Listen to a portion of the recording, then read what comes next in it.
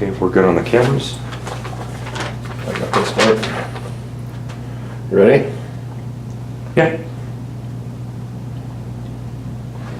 Okay, we're with Matt Kopsea of the Regional Radio Sports Network, Indiana Football Digest, longtime sports writer for the South Bend Tribune.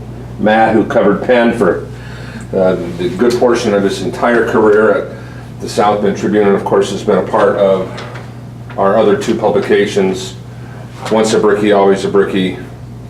In addition to that, a crowning achievement, then we had a cut above. Cut above, there we The go. history of LaPorte baseball. So there we have it, we have all that.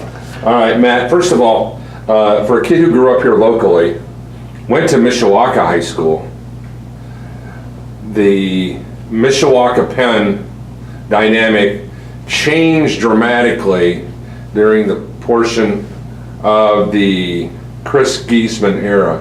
But as a kid who grew up in Mishawaka, Indiana, and as you recall, looking back, the Kingsmen were always not the mighty beast that they used to be. So let's just kind of set things in historical perspective. Really, football, the king of Michiana football for many years were the Mishawaka Cavemen. Well, you had Mishawaka Marion as well in the early 70s. They won 3 state championships under Mike Kuklinski. They had a lot of success, and I think it basically came down to the fact that Mishawaka, they were the bigger school, so that they were able to get more of the publicity and everything. Marion was the smaller school. But, you know, Penn was just kind of like an afterthought until Coach Giesman came around, and he kind of changed the culture. And we've been talking about this all along with the production of the book and everything. And I've heard what all these different people have come in and said about what Coach Giesman has done for Penn football, and it's true. He basically put Penn football on the map with what he's done. You know, he came in there with the attitude. You know, everybody thought, well, you know, maybe if we can have a 500 season and do something like that, Chris Giesman, I want to win right away. And, you know, he had some tough times in the early going, but he was able to put the program on, you know, on the map and did a great job. And in the early 80s, he won the state championship in 1983. And they just kind of built off that until the 90s when they won the 3 straight championships. And honestly, they could have been, they were there 5 times in 6 years, and actually could have been 6 if it wouldn't have been for a missed field goal against Homestead in the semi-state in 1998. The dynamics have changed dramatically in South Bend, or in Northern Indiana Conference football.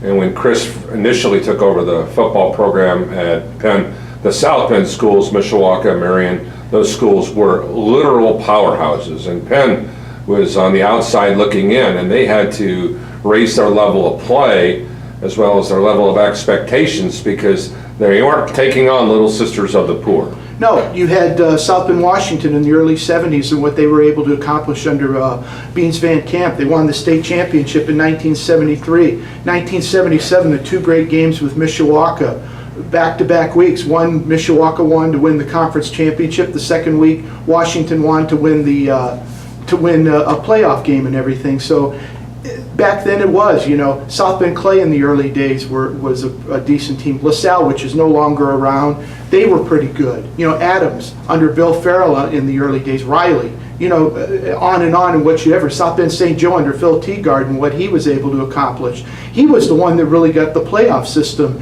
into the going whatever, because they had so many years where they went undefeated, but they said because of the competition they played, they didn't, you know, it didn't qualify for what it merited for the playoffs and stuff. So it's just that, you know, Penn was just kind of a afterthought, as you mentioned, but, you know, they just kind of gradually built on, and Coach Giesman was able to build the program from the bottom up. He brought coaches in there that believed in the same things that he did, and they were able to build off that. And with that, they got the kids more interested.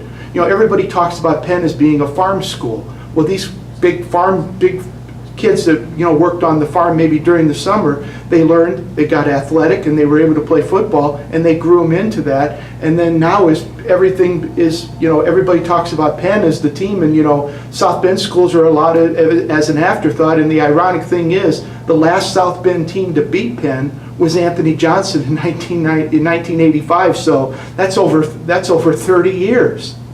All right, we've seen a really kind of a seismic shift with Penn and the Northern Indiana Conference.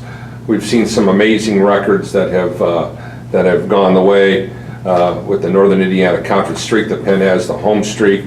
As a journalist, over the course of your careers, you've had to document some of the streaks and some of the successes. You look at Penn's record in the 90s, as good as anything ever in Indiana high school sports.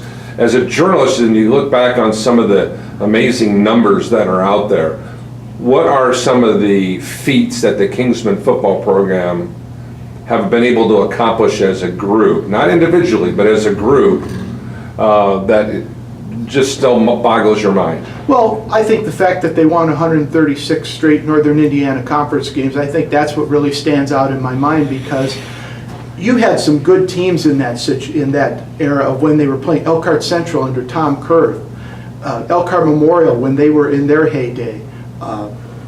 St. Joe and Marion were not in there, but Mishawaka had some great teams during that time. Mishawaka would go 9-1 in the year, and their loss would be to Penn. And another fact was the Mishawaka 39 straight times that they lost to Penn until from 1980 when I was a sophomore in high school, 35-32, until 2009 when they won 26-10. They ironically beat them 4 times in a row, something that hadn't been done since the early 70s when Penn was basically in its infancy trying to find out its program. But just those are some of the things, and then winning all the playoff games in a row, the 3 states championships at the time.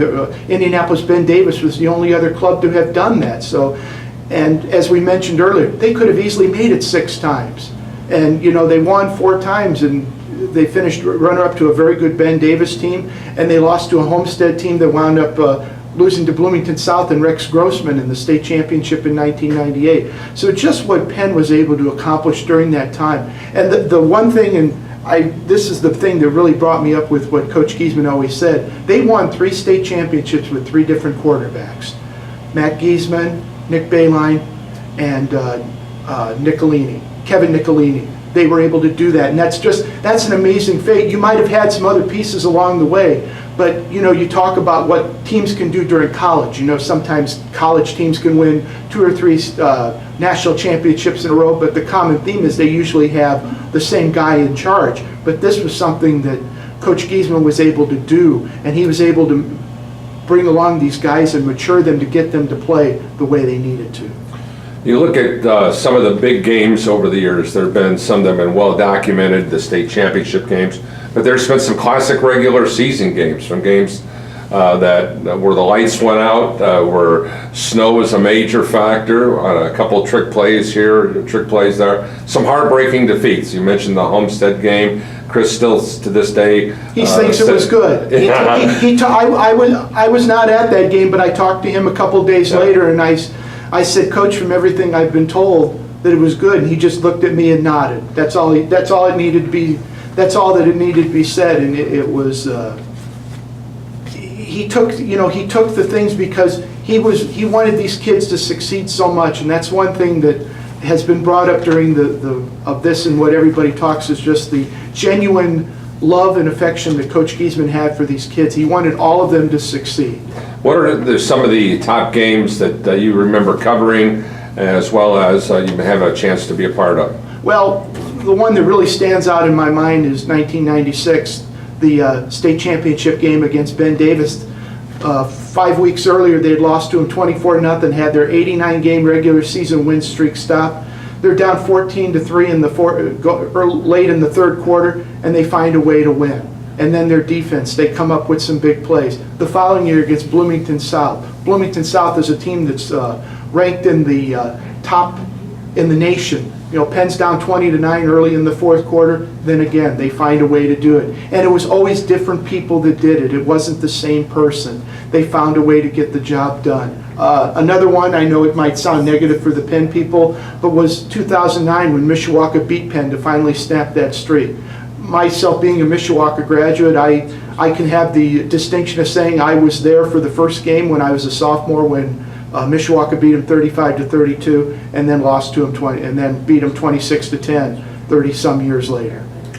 When you look back on some of the great players that Penn has had, you'd be hard pressed to come up with a better list, especially in the last 30 to 40 years than what we've seen through here. We've seen guys like Mike Rosenthal, who had a standout NFL career, Scotty Dreisbach. We go up and down the line, and ironically about those guys never won state championships. And that was the thing I was going to bring up, if you wouldn't. These are two guys that went on to have great college and to play in the pros, but they never had the chance to experience what a lot of these other guys did, and that's either playing in a state championship game or winning a state championship game. I still remember Mike Rosenthal's senior year, they lost to Homestead in the sectional championship game, and that was when they had to go through the Fort Wayne schools to get to the regional, and it was tough. You had to do, Homestead was a up-and-coming team. Fort Wayne Snyder has always been a powerhouse, but just for that fact that those guys, went on to do that.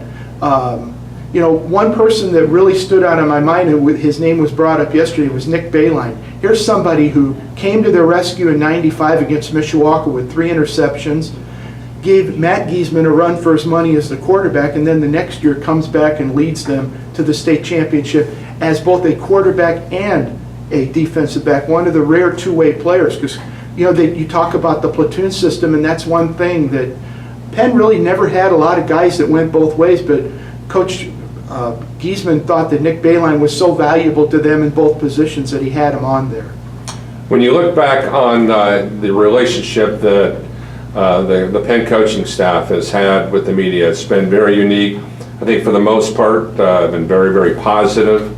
Can you just talk about working with Coach Yeoman as well as Coach Giesman from your chair as a writer for the South Bend Tribune, sportscaster for Regional Radio Sports, and a writer for the Indiana Football Digest? Well, with Coach Giesman, when I first came along, it was during the time when the program was really starting to come into its own, and I really didn't do much until the 3 years with the state championship, but Coach Giesman and the coaching staff were always very open. There was like an open door policy to come over to practice. It was like, here's what we're doing. Coach Giesman and I would talk more about other things than football. We talk about how life and things like that, things going on in the thing. And that thing really carried over to Corey Yeoman. I would usually spend Tuesday afternoons over at I'd go over to Penn. During my journeys during the season, I'd go to a lot of different practices, and on Tuesdays I would always go over to Penn and talk with Corey Yeoman. We'd be there for maybe 45 minutes, and maybe we'd spend 5 minutes talking football. The other time we'd be talking about families, talking about things going on around. Got to know each other. I still remember when Wally Yeoman died, I wrote an article about it, and I still remember going to the funeral home and having Coach Yeoman and his family tell me that it was so touching that they put a copy in the casket to go with him, because they said it exemplified what Coach Yeoman was all about. So I just, I took that as a journalist to be one of the greatest compliments that I could ever have. Now, if you look back on the Penn journey, if you will, we've seen this Penn way take on a life of its own in not just American tackle football, but we've seen it kind of spread through the entire community, whether it be Greg Dykos' baseball team, the girls' basketball team, and so on and so on. I mean, it's affected everybody.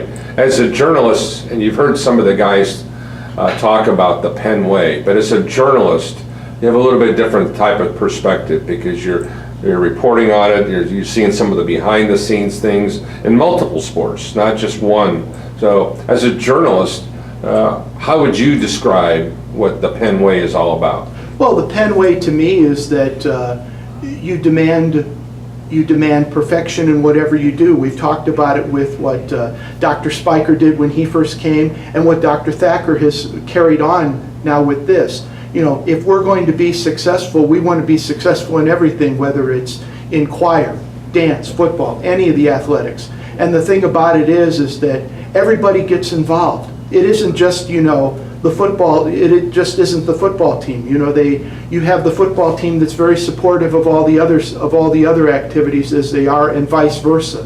And it's just been what it is, I think, is that you see a lot of these other schools now are trying to copy that, and they want to bring that type of perspective into their programs. You hear a lot of these other schools around here saying the so-and-so way, the so-and-so way. And I think that goes back to what Penn did, because Penn laid the foundation, and now other teams are trying to do that because they know that Penn has reached a high expectation, and as other programs, that's the way they want to do it as well.